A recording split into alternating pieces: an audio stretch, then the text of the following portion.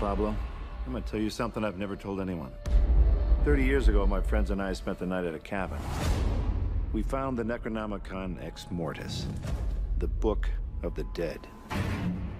Certain passages were recited. It awoke something in the woods. Something evil. Well, the first Evil Dead was shot in 1979 in Morristown, Tennessee, in the States, the very southern part of the States. And we filmed in a real cabin in the woods. It was as mysterious as you would think.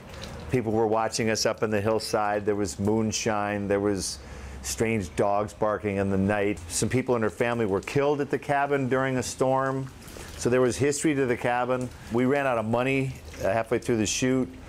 We were freezing. We didn't have any heat in the cabin, so we broke up the furniture that we no longer needed in the rooms we were no longer filming in, and we burned those in the fireplace to stay warm. It was very Lord of the Flies, kind of, at the end. It was very sort of docu-horror by the end of that shoot.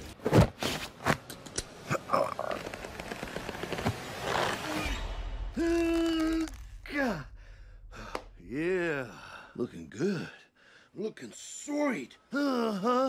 Bruce had left college for his own reasons, and Sam and I eventually left Michigan State to raise money to make what turned out to be The Evil Dead. And little did we know that all of us would come back together 35 years later to do Ash vs. Evil Dead. If somebody had told us then, we would have laughed in their face and said never. I'm your new best friend. I was so disgusted about these movies. I was 17 and I went to see it with my first boyfriend, and his friends were watching it.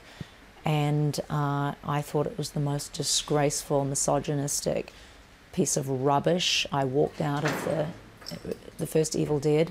That's what most people like. If it's a horror movie, you gotta let it go. I was so offended and horrified that I got up and left. And that's like in the first 5 minutes.